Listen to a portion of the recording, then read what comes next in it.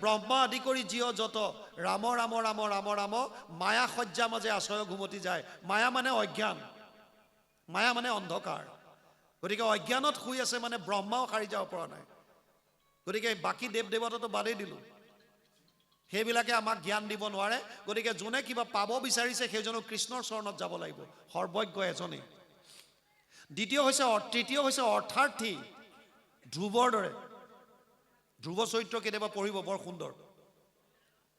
ধ্ৰুৱ চৰিত্ৰটোত জানিবলগীয়া বহুত কথা আছে। আৰু দ্বিতীয়টো প্ৰহ্লাদ চৰিত্ৰ, এইবিলাক আমি বহুত শুনিব লাগে।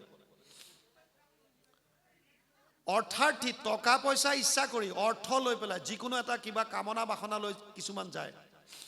কৃষ্ণক আৰাধনা কৰে, কিন্তু বেকত কি থাকে, প্ৰভু কৃপা কৰিবা যাতে মই এইটো পাওঁ, সেইটো পাওঁ, অমুক পাওঁ, তমুক পাওঁ, এইবিলাক। আৰু এজন আছে জ্ঞানী, নাৰদৰ দৰে, চাৰি সিদ্ধৰ দৰে, যিবিলাকে গম পালে যে মই মানুহৰ জীৱন লৈছোঁ যেতিয়া কৃষ্ণক আৰাধনা কৰাৰ বাহিৰে মোৰ গতি নাই। শাস্ত্ৰৰ মূল যিটো বাণী সেইটোৱে হৈছে কৃষ্ণ ভক্তি। গতিকে চব বাদ দি হ'লেও মই কৃষ্ণক কেতিয়াও এৰিব নোৱাৰোঁ। জানি পেলাই জানিয়া লৈলো শৰণ, জ্ঞানীসকল। এই চাৰি ধৰণৰ মানুহ কৃষ্ণৰ ওচৰত আহে। ইয়াত সুতমুনিয়ে কৈছে শৌনকক, হে শৌনক, কলিযুগৰ পৰম ধৰ্ম হৈছে কৃষ্ণত একান্ত ভক্তি, কিন্তু তাত চৰ্ত প্ৰথমটো হৈছে অহেতুকী, হেতু থাকিব নালাগে, নিষ্কামভাৱে। আৰু দ্বিতীয়টো হৈছে নিৰন্তৰভাৱে, অপ্ৰতিহত, অন্তৰবিহীন। ভগৱান কৃষ্ণই গীতাত অৰ্জুনক কৈছে, তস্মাৎ সৰ্বেষু কালেষু মাম অনুস্মৰ যুদ্ধচ্চ মই অৰ্পিত মনোবুদ্ধিৰ মামে বৈশ্যস্য সংশয়। অষ্টম অধ্যায় 7 নম্বৰ শ্লোক গীতা। হে অৰ্জুন, প্ৰতিটো মুহূৰ্তত মোৰ কথা স্মৰণ কৰ আৰু তোৰ কৰ্তব্য কৰ্ম কৰি যা। অৰ্জুন যিহেতুকে ক্ষত্ৰিয়, গতিকে যুদ্ধ কৰাৰ কথা কৈছে। আমাৰ বিলাকক কৈছে তহঁতে নিজৰ নিজৰ কৰ্তব্য কৰ। কৰ্তব্য কৰাৰ আগত নিজক প্ৰশ্ন কৰিব, মই এতিয়া কোন বা কি। এইটো বৰ ডাঙৰ কথা। আপোনাৰ কৰ্তব্য বিভিন্ন সময়ত সলনি হৈ থাকে। এজন যদি কৰ্মচাৰী, ধৰি ল'লো শিক্ষক, যেতিয়া বিদ্যালয়ত থাকে তেতিয়া তেওঁৰ কৰ্তব্য হৈছে শিক্ষা দান কৰা। সেইজন শিক্ষকে যেতিয়া ঘৰলৈ আহে, তেওঁ কাৰোবাৰ পত্নী, কাৰোবাৰ স্বামী, কাৰোবাৰ পিতৃ, কাৰোবাৰ মাতৃ, তেতিয়া সন্তানৰ প্ৰতি, পতি পত্নীৰ প্ৰতি তেওঁৰ কৰ্তব্য বেলেগ হৈ পৰে। সেইজনে এখন সমাজৰ এজন ব্যক্তি, সমাজখনৰ প্ৰতি তেওঁৰ কৰ্তব্য বেলেগ হৈ যায়। সেইজনে এখন দেশৰ নাগৰিক, দেশখনৰ প্ৰতি তেওঁৰ কৰ্তব্য বেলেগ হৈ যায়।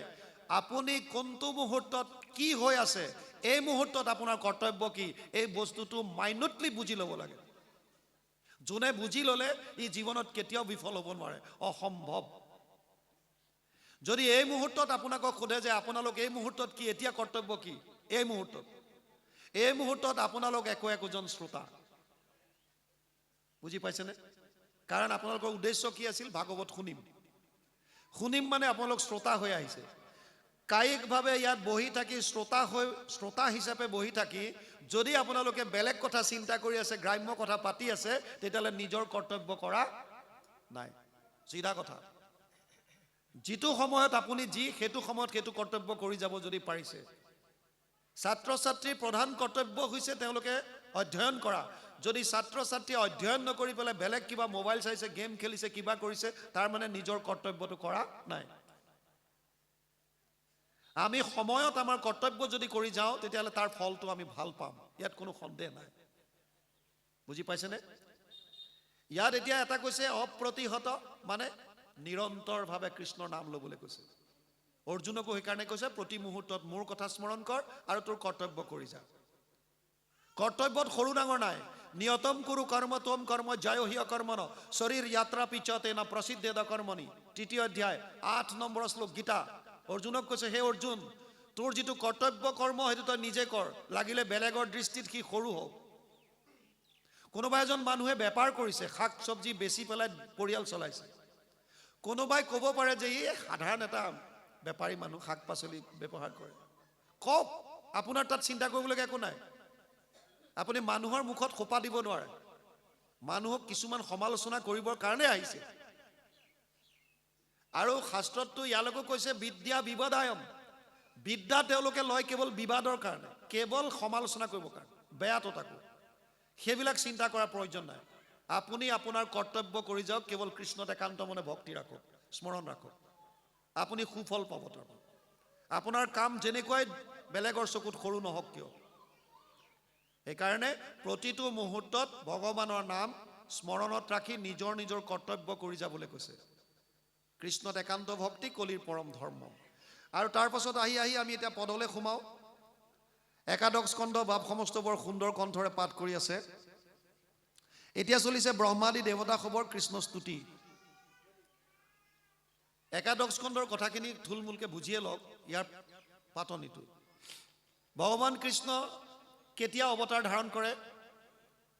গীতাত কৈছে যদা যদা হি ধৰ্মস্য গ্লানিৰ্ভৱতি ভাৰত অদ্ভুত্যানম অধৰ্মস্য তদাত্মানম সৃজম্যহম পৰিত্ৰাণায় সাধুনাম বিনাশায় চ দুষ্কৃতাম ধৰ্ম সংস্থাপনাৰ্থায় সম্ভৱামি যুগে যুগে। ৪ৰ্থ অধ্যায় ৭ আৰু ৮ নম্বৰ শ্লোক গীতা। অৰ্জুনক কৈছে যেতিয়া যেতিয়া ধৰ্মৰ গ্লানি হয়, অধৰ্মৰ উত্থান হয়, সাধু সন্ত মহন্তৰ ওপৰত যেতিয়া দুষ্কৃতিকাৰীৰ অত্যাচাৰ বাঢ়ি যায়, তেতিয়া মই অৱতাৰ ধাৰণ কৰোঁ। তেতিয়া মই অৱতাৰ লওঁ। চৰাচৰ গুৰু ঈশ্বৰ কৃষ্ণৰ জন্মৰ শুনা কাৰণ সাধু সমস্তৰ ধৰ্ম ৰক্ষা হৈবে নাশিবে দুষ্ট দুৰ্জন। 3টা মূল কাৰণত ভগৱান পৃথিৱীলৈ আহে। পৰিত্ৰাণায় সাধুনাম, ভকতসকলক ৰক্ষা কৰিবৰ কাৰণে। বিনাশায় চ দুষ্কৃতাম, দুষ্কৃতিকাৰীক নাশ কৰিবৰ কাৰণে। ধৰ্ম সংস্থাপনাৰ্থায়, ধৰ্মক পুনৰ সংস্থাপন কৰিবৰ কাৰণে। এই 3টা মূল কাৰণ। 4ৰ্থ এটা কাৰণ আছে, জন্ম কৰ্ম চমে দিব্যম এবং যো ব্যক্তি তত্ত্বতঃ ত্যক্ত্বা দেহা পুনৰ্জন্ম নেতি মাম এতি পাণ্ডৱ। 4ৰ্থ অধ্যায় 9 নম্বৰ শ্লোক গীতা। অৰ্জুনক কৈছে মোৰ জন্ম কৰ্মবিলাক চব দিব্য, সেইকাৰণে মোৰ লীলাবিলাক যদি কোনোবাই একান্তভাৱে শ্ৰৱণ কৰে, তেতিয়াহ'লে শৰীৰ ত্যাগ কৰাৰ পাছত তেওঁলোক পুনৰবাৰ আহিব নালাগে, মুক্তি পাব। বুজি পাইছেনে? সেইকাৰণে এজন মানুহৰ মৃত্যু হ'লে তৃতীয় দিনা তিলানী বুলি যে কয়, ইয়াতো আপোনালোকৰ তেনেকৈ কয় চাগে, তিলানী কয় নহয়? তিলনী দিনৰ পৰা 10ম দিনলৈকে, দহালৈকে ৰাতিপুৱা গধূলি প্ৰাথমিক বা গাঁওখনৰ সুবিধা অনুযায়ী, ভকতৰ অনুযায়ী নিয়মিতভাৱে সেই মৃতকৰ ঘৰত ভাগৱত শ্ৰৱণ কৰাই শুনায়। বুজি পাইছে? কিয় এই 7 দিন শুনাই দিয়ে? যদি কিবা কাৰণত আত্মাটোৱে যিটো মৃত্যু হ'ল, কোৱা যায় যে 240 ঘণ্টা মানে 10 দিনলৈকে আত্মাটো তাতে থাকে বুলি। এই 10 দিন সময়ত তাৰ এই 7টা দিন যদি শ্ৰৱণ কৰে, তেতিয়া তেওঁ বৈকুণ্ঠলৈ গতি কৰে, য'ৰ পৰা পুনৰ ঘূৰি আহিব নালাগে। আৰু যোনে এইটো বিশ্বাস কৰে, তেওঁলোকে সেইকাৰণে মৃত্যুৰ পাছত গৈ বাৰ্ষিকবিলাক নাপাতে। তেওঁলোকে ভাবে যে আমি আমাৰ নিজৰ যোনে আছিলে তেওঁক বৈকুণ্ঠলৈ পঠিয়াই দিলোঁ আৰু তেওঁ নাহে। আৰু শ্ৰাদ্ধৰ বিষয়টোতো এনেকুৱা কথা, পিছত পতাটোত যদি জীৱন্ত অৱস্থাত আপুনি শ্ৰদ্ধা নকৰে, পিছত পাতি থাকি লাভ নাই। আমালৈ বহুতে ফোন কৰে বৃদ্ধ বয়সৰ। মাজতে গুৱাহাটীৰ পৰা এগৰাকী বৃদ্ধাই ফোন কৰিছে। তেওঁ কিবা শৰ্মা, অদিতি নে কি কৈছিল নামটো পাহৰিলোঁ, বুঢ়ী মানুহ এগৰাকী। প্ৰথমতে আমাৰ কথা ক'লে, বহুতখিনি কৈ কান্দিলে বহুত, আৰু কান্দি পেলাই কৈছে যে মই এনেকৈ আছোঁ, মোৰ ঘৰ ইয়াতে, কেতিয়াবা আহিব, লগ পাম, আপুনি আমাৰ ঘৰলৈ আহিবনে? বোলো কেলৈ নাহিম বাৰু, আহিম, মই চবলৈকে যাওঁ, মই বৰ অকলশৰীয়া বুজিছে, এনেকৈ ক'লে। কিয়, ল'ৰা ছোৱালী? কৈছে নাই, ল'ৰাটো অমুকত থাকে, ছোৱালীও বিয়া দিলোঁ, এতিয়া ঘৰত অকলে, এওঁ মোক এৰি থৈ গুচি গ'ল, মানে মৃত্যু হ'ল। প্ৰকাণ্ড এটা ঘৰত এগৰাকী বুঢ়ী মানুহ যেতিয়া অকলে থাকিবলগীয়া হ'ব, তেতিয়া আপোনালোকে অনুভৱ কৰক কেনেকুৱা কষ্ট পায়। এতিয়া বৰ্তমান সময়ত যিটো অতি আটাইতকৈ বৰ এটা শোচনীয় অৱস্থা আহিছে, এইটো হৈছে নিসংগতা। বৃদ্ধ অৱস্থাত নিসংগ হৈছে মানুহ। ইয়াৰ পৰা বাচিবৰ এটাই উপায় আছে, ভকতৰ সংগ লওক। সন্ধিয়া সন্ধিয়া য'তে পাইছে 2জন 3জন, যিয়ে পন্থত আছে আপুনি কেৱল শ্ৰৱণ কৰক, 2-3জন ভকত লগ হওক, কৃষ্ণৰ কথা পাতক, চব দুখ সুখ পাতলিব। নহ'লে ভাবি ভাবি ভাবি ভাবি এনেকুৱা ডিপ্ৰেশ্যনত যাব, মানসিক ৰোগ হৈ যাব, আৰু শাৰীৰিক বেমাৰ তেতিয়া হৈ যাব, সাৰিব নোৱাৰে কোনো। গম পাইছেনে? অতি মাৰাত্মক দিন আহি আছে, অতি ভয়াৱহ। ভগৱান কৃষ্ণই অৱতাৰ ল'লে দাপৰত। কিহৰ কাৰণে আপোনালোকে জানে, ৰাসবিলাকত হয়তো চাইছে। বসুমতীৰ ওপৰত, পৃথিৱীৰ ওপৰত দুষ্ট প্ৰকৃতিৰ লোকৰ ভাৰটো বাঢ়ি গ'ল। আৰু তেতিয়া বসুমতীয়ে গৈ ব্ৰহ্মাক অনুৰোধ কৰিলে। ব্ৰহ্মাই আন আন দেৱতাসকলৰ লগত ক্ষীৰোদধিৰ পাৰত গৈ পেলাই ভগৱানক নাৰায়ণক স্তুতি কৰিলে। নাৰায়ণে ব্ৰহ্মাক হৃদয়ত থাকি পেলাই আদেশ দিলে। আৰু ব্ৰহ্মাই বাকীখিনি দেৱতাক ক'লে যে তোমালোক গৈ গোকুলত জন্ম লোৱা, মথুৰাত জন্ম লোৱা। প্ৰভু ভগৱন্ত নিজে এবাৰ অৱতাৰ ল'ব কৃষ্ণৰূপে। আহিছিলে কিয়? ভূমি ভাৰ হৰণ কৰিবৰ কাৰণে। দশমৰ আদিৰ পৰা বিভিন্ন লীলা কৰি তেওঁ বিভিন্ন যিমানবিলাক অত্যাচাৰী দুৰাচাৰী আছিল পৃথিৱীৰ ভাৰ হৰণ কৰিলে। জৰাসন্ধ ৰজাৰ সৈন্য 18 অক্ষৌহিণী কৰি 17 বাৰ নিধন কৰিছে। এক অক্ষৌহিণীত থাকে 2,18,700 সেনা, এক অক্ষৌহিণীত। তেনেকুৱাকৈ 18 অক্ষৌহিণী কৰি 17 বাৰ জৰাসন্ধৰ লগত অহা সেনাক বধ কৰি জৰাসন্ধক মোকলাই দিয়ে, আকৌ আনকে যা। কুৰুক্ষেত্ৰৰ যুদ্ধতো 18 অক্ষৌহিণী সেনা মাৰিছে, 11 জন মাত্ৰ বাচিছে। আৰু শেষত যদুকুলো ধ্বংস কৰাৰ প্লান কৰিছে। সেই সময়ত ব্ৰহ্মা আদি দেৱতাসকল আহিছে। এতিয়া আহি পেলাই এটা কথাই ক'ব বিচাৰিছে যে মানে তুমি যিটো কাৰণত বৈকুণ্ঠৰ পৰা আহিছিলা, তোমাৰ ডিউটি শেষ হ'ল, গতিকে তুমি এতিয়া আকৌ পুনৰ ব'লা আমাৰ তালৈ। ইয়াত তোমাৰ পৃথিৱীৰ ডিউটি শেষ, গতিকে ব'লা। এই কথাখিনিকে ইয়াত স্তুতি কৰি কৈছে বা সমস্তই পাঠ কৰিছে। মাজে মাজে মই আপোনালোকক দুই এটা কৈ যাম। ইয়াত কৈছে, সৃষ্টি স্থিতি জগতৰ কৰিয়া আপোনে, নোচোৱে তথাপি তাৰ একো দোষ গুণে, এতেকে জগতে চিন্তে তোমাৰ চৰণ, প্ৰণামো পৰম মহেশ্বৰ নাৰায়ণ।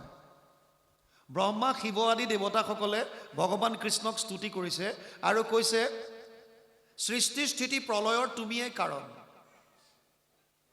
সৃষ্টি স্থিতি আৰু প্ৰলয়, যোনে সৃজন কৰিছে, যোনে সংহাৰ কৰিছে, যোনে পালন কৰিছে। সৃষ্টি স্থিতি প্ৰলয়ৰ হেতু নাৰায়ণ, হেতু সেইজনেই হৈছে ভগৱান নাৰায়ণ, যিজনেই হৈছে ভগৱান কৃষ্ণ। গতিকে কৈছে তুমি কৰা, আৰু তোমাৰ দ্বাৰাই এই গোটেই জগত যদিও সৃষ্টি হৈছে, কিন্তু তাৰ দোষ গুণে তোমাক চুব নোৱাৰে। তাৰ পাছত কৈছে,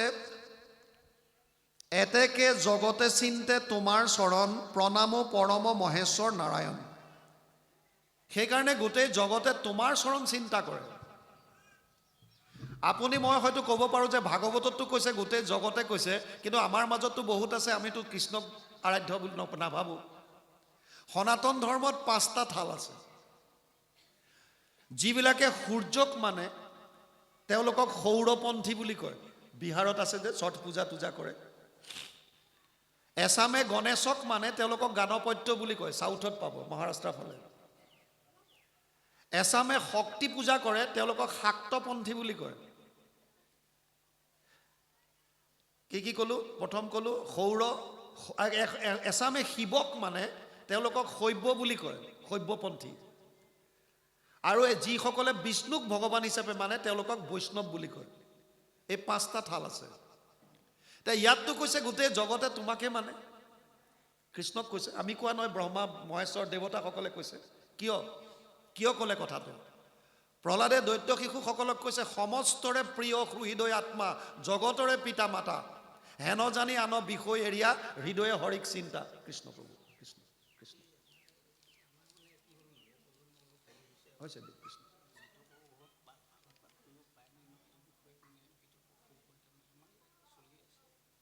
খুব সুন্দৰ, কৃষ্ণ বৰ সুন্দৰ। হয়।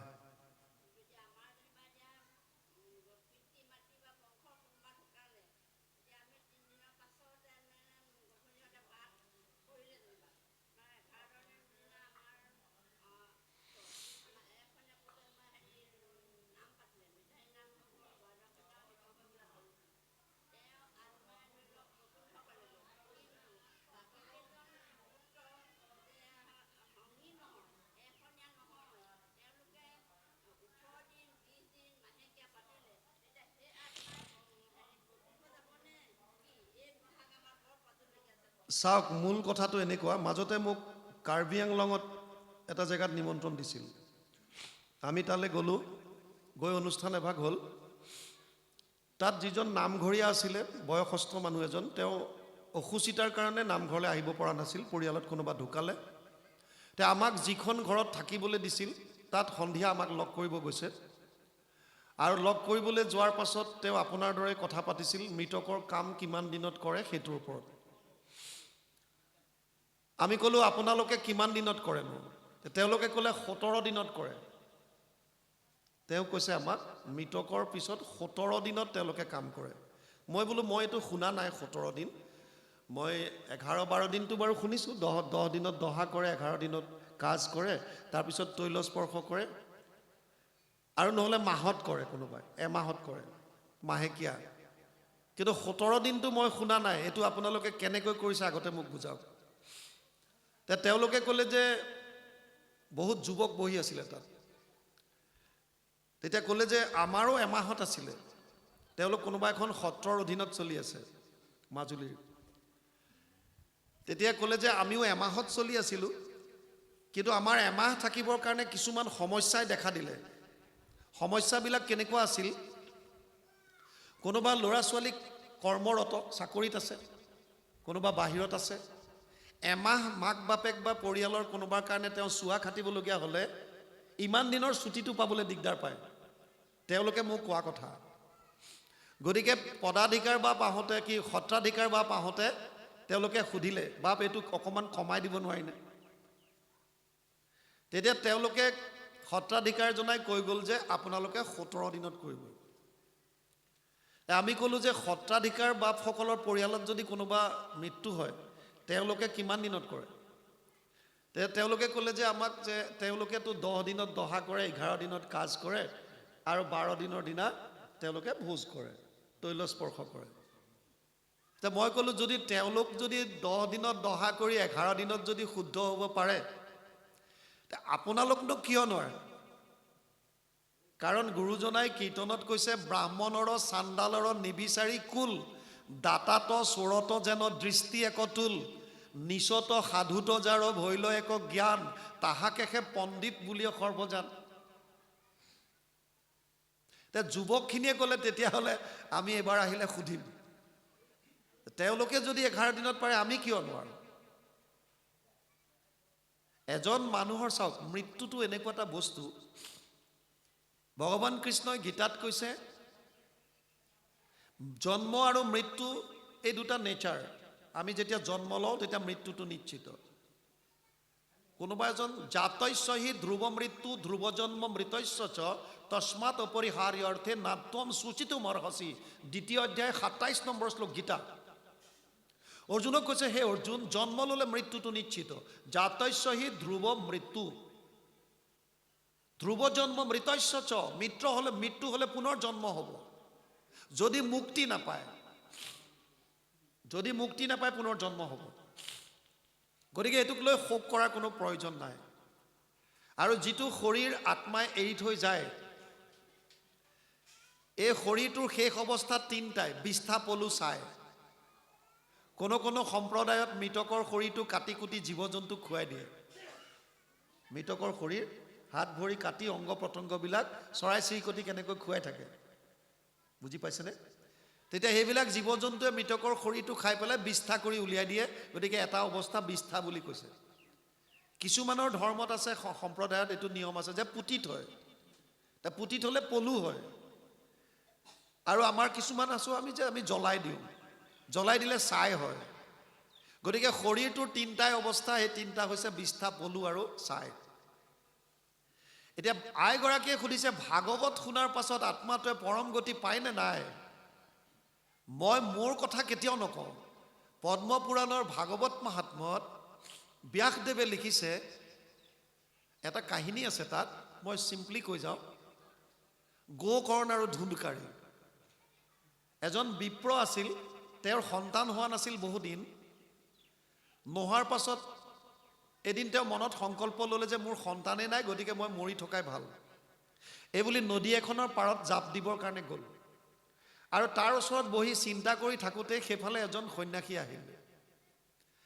আৰু তেওঁক চিন্তামগ্ন দেখি পেলাই ক'লে যে তুমি কি চিন্তা কৰি আছা? বোলে মোৰ বহুত দুখ। কিয়? মোৰ সন্তান নাই, সন্তান নহ'লে তেনেকুৱা হ'ব তেনেকুৱা হ'ব, মোক পিণ্ড দিয়াৰ মানুহ নাই। ব্ৰাহ্মণ কাৰ গোটেইখিনি গাইছে আৰু কৈছে কিন্তু তেনেকুৱাতো নহয়, সন্তান হ'লেতো মানুহ সুখী হ'ব নোৱাৰে। সন্তানটো উগ্ৰসেনৰো আছিল, কংসৰ কাৰণে উগ্ৰসেনে সুখ পাইছিল নে দুখ পাইছিল? বুজি পাইছে নাই? সন্তান থাকিলেই নহ'ব। শ্বাহজাহানৰ পুত্ৰ আছিল ঔৰংজেবে বন্দী কৰি থৈছিল বাপেকক। মাত্ৰ যিটো কাৰাগাৰত বন্দী কৰি ৰাখিছে তাত ফুটা এটা ৰাখিছে, যিটোৰ দ্বাৰা শ্বাহজাহানে নিজে সজা তাজমহলটো চাই থাকিব পাৰে। বুজি পাইছেনে? কিন্তু বন্দী কৰি ৰাখিছে। কিছুমান ল'ৰা ছোৱালী ড্ৰাগছত এডিক্ট হৈ পেলাই এতিয়া অপকৰ্মত লিপ্ত হৈছে, তাৰ কাৰণে মাক বাপেকে সমাজত নাক মুখ উলিয়াব নোৱাৰা হৈছে, কান্দি কান্দি ভাত খাবলগীয়া হৈছে নাই? ল'ৰা হ'লেই হ'বনে? বহুত বুজালে বিপ্ৰক। তেওঁ কৈছে মই সেইবিলাক নাজানো, মুঠতে মোক সন্তান এটা লাগে, নহ'লে মই জাপ দিবলৈ আহিছোঁ। যেতিয়া ইমানকৈ নামানিলে তেতিয়া তেওঁৰ হাতত এটা কথা পাতি থাকোঁতে ওপৰৰ পৰা এটা ফল সৰি পৰিল, আৰু ফলটো তেওঁৰ হাতত দি ক'লে যে এইটো তোমাৰ পত্নীগৰাকীক খুৱাই দিবা, সন্তান এটা হ'ব। আৰু বিপ্ৰজন আনন্দ মনে গৈ পেলাই ঘৈণীয়েকজনীক দিলেগৈ ধুন্দলি নামটো। ধুন্দলি মানে এইবিলাক প্ৰাকৃতিক কিছুমান প্ৰতীকীকাৰক কাহিনী। ধুন্দলি মানে যাৰ সিদ্ধান্তটো চূড়ান্ত নহয়, যি দ্বন্দ্বত ভুগি থাকে, কি কৰিম কি নকৰিম, এইটো কৰিম নে এইটো কৰিম নে, এনেকুৱা ধুন্দলি। বুজি পাইছেনে? মানে ক্লিয়াৰ ভিজন যাৰ নাই। ধুন্দলিক গৈ পেলাই ফলটো দিলে যে আপুনি এইটো খাওক, এইটো তুমি খোৱা, আৰু তোমাৰ এটা আমাৰ সন্তান হ'ব। ফলটো দি পেলাই বিপ্ৰজন আহি গ'ল আঁতৰি। এতিয়া ধুন্দলিয়ে নিজৰ দিমাগ লগাইছে, মই যদি ফলটো খাই দিওঁ, মই যদি গৰ্ভৱতী হওঁ, মোৰ দেখোন চেহেৰাটোৱে বেয়া হৈ যাব, আৰু সেই সময়ত যদি ক'ৰবাত ঘৰত জুই লাগে, কিবা হয়, মই দৌৰিব নোৱাৰিম, গৰ্ভ ইমান দিন থাকিব লাগিব, 10 মাহ 10 দিন, মই এনেকুৱা কাম কৰিব নোৱাৰোঁ। তেনেকুৱাতে তেওঁৰ মুহ বুলি বেহেন মানে ভনীয়েক এজনী আহিল। আৰু আহি পাওঁতেতো জানেই নহয়, উপদেশ যাকে তাকে বিচাৰে, উপদেশ দিয়া মানুহৰ ক'ত কমি আছে। ক'লে যে কি হ'ল বাইদেউ তোৰ? কৈছে এই মানুহটোৱে মানে এইটো আনি দিছে, এইটো খালে বোলে গৰ্ভৱতী হ'ব, এতিয়া মোৰ চিন্তা লাগিছে, মোৰ দেখোন সৌন্দৰ্যটোৱে নাশ হৈ যাব। তাই ক'লে একদম খবৰদাৰ, নাখাবা, 6টাকে সন্তান জন্ম দি মই পাইছোঁ, আৰু এতিয়াও চোৱা তুমি, মোৰ গৰ্ভ ধাৰণ হৈছে, তুমি এটা কাম কৰা, এইটো পেলাই দিয়া, মই তোমাক মোৰ সন্তানটো জন্ম হোৱাৰ লগে লগে দি দিম মনে মনে, আৰু তুমি ক'বা যে এইটো তোমাৰ সন্তান বুলি। মই ঘৰত কৈ দিম এইটো কিবা হ'ল, হৈয়ে মৰিল বুলি, মিলাম। আৰু দুইজনী বায়েক ভনীয়েকে কথোপকথন পাতিলে, আৰু বিপ্ৰজন আনন্দিত হ'ল। কিছুদিনৰ কাৰণে তেওঁ তীৰ্থ ভ্ৰমণত ঈশ্বৰ চিন্তা কৰিবৰ কাৰণে আঁতৰিলে। ইফালে পত্নীগৰাকীয়ে ফলটো লৈ গৈ ঘৰত থকা বাজি গাই এজনী আছিল, এই বাজি গাইজনীক খুৱাই দিলে। কিছুদিনৰ পিছত বাজি গাইজনী গৰ্ভৱতী হ'ল, আৰু ইফালে সেই ভনীয়েকৰ এটা সন্তান হ'ল। এই সন্তানটো মনে মনে আহি পেলাই এওঁক দি দিলে, আৰু ঘৰত তেওঁ ক'লে যে মোৰ সন্তান নহ'ল, এইটো মৃতক এটা জন্ম হ'ল, গতিকে পেলাই দিলোঁ। যিটো গৰুজনীও অলপ দিনৰ পিছত এটা মনুষ্য সন্তান জন্ম দিলে। তাৰ কাণ দুখন গৰুৰ নিচিনা হোৱাৰ কাৰণে নাম দিলে গোকৰ্ণ। আৰু যিটো এই মানুহগৰাকীয়ে ভনীয়েকে আহি দিলে, তাৰ নাম ৰাখিলে ধুন্দকাৰী।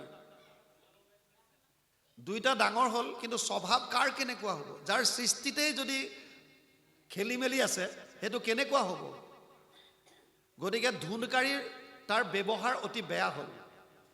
আনহাতে গোকৰ্ণ, তেওঁ যিহেতুকে বিপ্ৰৰ প্ৰসাদ পাইছে, ভকতৰ কৃপা পাইছে, অতি শান্ত শিষ্ট হ'ল, আৰু আশ্ৰমত গৈ শাস্ত্ৰ অধ্যয়ন কৰি এজন সাধু হ'ল। কিছুদিনৰ পিছত ধুন্দকাৰীয়ে নিজৰ স্বভাৱ ব্যক্ত কৰিবলৈ ধৰিলে। মাক বাপেকক গালি পৰা আৰম্ভ কৰিলে, মানুহক মাৰপিট কৰা আৰম্ভ কৰিলে, বিভিন্ন ধৰণৰ অত্যাচাৰ সহ্য কৰিব নোৱাৰি বাপেকে ঘৰ এৰি গুচি গ'ল। এদিন মাকক জ্বলি থকা ফলাখৰি আনি পেলাই পিতেকে মূৰত মাৰিলে। মাকে সেইটো দুখ সহ্য কৰিব নোৱাৰি এটা পুখুৰী বা কুঁৱাত জাপ দি পেলাই মাকো মৰি থাকিল। আৰু তেতিয়া ধুনকাৰী একদম ৰাজ্য নিজৰ ঘৰ কোনে পায় 5জনী বেইছাক ঘৰলৈ লৈ আহিল এজনী দুজনী নহয় 5জনীক আনিলে এতিয়া 5জনীক পুহিবৰ কাৰণে ধুনকাৰী ইমান অৰ্থ নাই টকা পইচা নাই গতিকে চুৰ ডকাইত কৰিবলৈ ধৰিলে আৰু চুৰ কৰোঁতে কৰোঁতে এদিন ৰজাৰ ঘৰত গৈ চুৰ কৰি দিলে ৰজাৰ ঘৰত যেতিয়া চুৰ কৰিলে যেতিয়া ৰাজকীয় সম্পদবিলাক আনি ঘৈণীয়েকহঁতক দেখুৱালে ঘৈণীয়েকবিলাকে ভাবিছে এয়া দেখোন ৰজা ঘৰৰ সম্পদ চব চিল মোহৰ মৰা আছে কেনেবাকে ৰজাই যদি গম পায় ইয়াৰ লগতে আমিও শাস্তি খাম এইকাৰণে গিৰিয়েক ৰাতি শুই থাকোঁতে বিচনাতে ৰছীয়ে বান্ধি পেলাই জ্বলাই দিলে আৰু বেশ্যাকীগৰাকী পলাই গুচি গ'ল তেতিয়া গোকৰ্ণই তীৰ্থ ভ্ৰমণ কৰি আছিল বাহিৰত ভকতৰ লগত ঈশ্বৰৰ কথা শুনি আছে তাতে শুনিলে যে ককায়েকৰ মৃত্যু হ'ল গতিকে তেতিয়া বৈদিক পন্থা হিচাপে তেওঁ গয়া কাশী য'ত য'ত আছে পুষ্কৰ প্ৰয়াগ তাত তেওঁ পিণ্ড দান দি পেলাই তাতে ককায়েকৰ হৈ শ্ৰাদ্ধ কৰিলে কিছুদিনৰ পিছত গোকৰ্ণ ঘৰলৈ আহিছে ঘৰলৈ আহি পেলাই জেনেৰেলি সন্ন্যাস হোৱাৰ পাছত নিজৰ ঘৰখনলৈ নাযায় ভিতৰত নোসোমায় এইটো সন্ন্যাসৰ এটা নিয়ম তেওঁ যদিও ভিতৰলৈ সোমোৱা নাই দুৱাৰটো বন্ধই না মাক আছে না বাপেক আছে বাৰান্দাতে সেই নিশাটো কটাইছে যেতিয়া ৰাতি শুই আছে তেতিয়া এটা তেওঁ বস্তু দেখিছে কিবা এটা প্ৰকাণ্ড ৰূপ লৈ পেলাই তেওঁৰ ওচৰলৈ আহে কেতিয়াবা মহৰ আকৃতি লয় কেতিয়াবা বিৰাট এটা ভয়ানক জন্তু লয় তেওঁ কমণ্ডলৰ পৰা পানী ছটিয়াই পেলাই ক'লে তই কোন নিজৰ ৰূপত আহ তেতিয়া তেওঁৰ নিজৰ ৰূপ ধাৰণ কৰিলে ধুনকাৰী আৰু ক'লে মোৰ তোৰ ককায়েৰ মই ধুনকাৰী তই মুক্তি নাপালি নেকি তোৰ কাৰণে দেখোন আমি ইমান পিণ্ডদান দিলোঁ শ্ৰাদ্ধ কৰিলোঁ প্ৰয়াগ কাশী গয়া চবতে কৰিলোঁ তই মুক্তি নাই পোৱা তাৰমানে কৈছে মই নাই পোৱা কিয় নাই পোৱা এইবিলাকতো নিয়ম মতে বেদৰ মতে মই কৰিছোঁ কৈছে নাই মই পোৱা নাই কিয় নাপাওঁ মই গম নাপাওঁ তই মোক এটা কম মই বহুত কষ্টত আছোঁ মোক তই মুক্তি দে মুঠৰ তই কেনেকৈ মুক্তি পাবি কৈছে মই কেনেকৈ জানিম তইহে শাস্ত্ৰ পঢ়িছ তইহে জানিবি বুজি পোৱা নাই তেতিয়া শাস্ত্ৰত আছে যে সূৰ্য ভগৱানে তেওঁক আকাশীবাণী কৰে যে তই ইয়াৰ হৈ পেলাই 7 দিন 7 ৰাতি ভাগৱত পাঠ কৰ তেতিয়া সি তোৰ ককায়েৰ আত্মাটোৱে মুক্তি পাব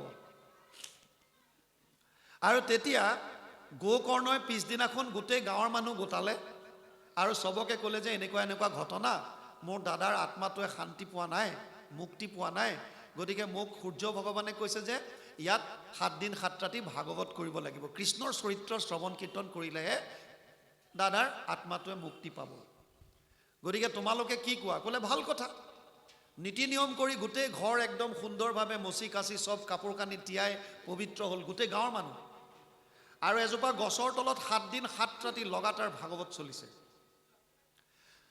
গোকৰ্ণৰ ককায়েকৰ আত্মাটোক কৈছে যে এডাল বাঁহ দিছে য'ত 7টা গাঁঠি আছে 7টা গাঁঠি থকা বাঁহডালত তাক ক'লে তই ইয়াত থাক ইয়াত বহ এদিন ভাগৱত শেষ হোৱাৰ লগে লগে এটা গাঁঠি ফাট খাই যায় সি অকণমান ওপৰলৈ উঠে দ্বিতীয় দিনা দ্বিতীয়টো গাঁঠি ফাট খাইছে তৃতীয় দিনা তৃতীয়টো চতুৰ্থ দিনা 4 নম্বৰটো এনেকৈ কৰি 7 দিনত যেতিয়া 7টা গাঁঠি বাঁহটো ফালি গ'ল তেতিয়া দেখিছে বৈকুণ্ঠৰ পৰা এখন ৰথ আহিছে 4জন পাৰিষদ আহিছে আৰু গোকৰ্ণৰ আত্মাটো ৰথত লৈ পেলাই যাবলৈ ধৰিছে তেতিয়া গাঁৱৰ মানুহখিনিয়ে যেতিয়া দেখা পালে গোকৰ্ণই দেখা পালে তেতিয়া ক'লে যে হে দেৱৰ পাৰিষদ আমিওতো ভাগৱত শ্ৰৱণ কৰিছিলোঁ তুমি যে এখন ৰথে আনি পেলাই কেৱল গোকৰ্ণকহে নিলা আমাৰবিলাকক কি হ'ব তেতিয়া কৈছে শুনাততো তোমালোকে শুনিছা কিন্তু যিটো একাগ্ৰতা আৰু শ্ৰদ্ধাৰে ধুনকাৰীয়ে শুনিছে আত্মাটোৱে শুনিছে তেনেকৈ তোমালোকে নাই শুনা তোমালোকে যদিও ভাগৱতত আছা মনটো কেতিয়াবা গৈছে ঘৰলৈ দুৱাৰখন মেলি থৈ আহিলোঁ নেকি কাপোৰ বাহিৰত থৈ আহিলোঁ এইটো সোমোৱাব লাগিছিল গৰুকেইটাক